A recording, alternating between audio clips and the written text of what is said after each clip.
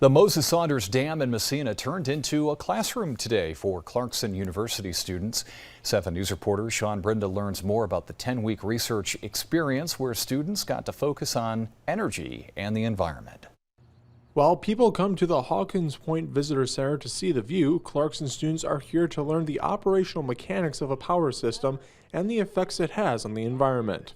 Undergrad Savannah Alf says her tour of the dam will help her understand the environmental impacts from fossil fuels to renewable energy sources. We know renewables are going to be important for cutting out fossil fuels, but it's not going to be a silver bullet. It's not that we're fixing everything. It's more that we're changing one set of problems for another set.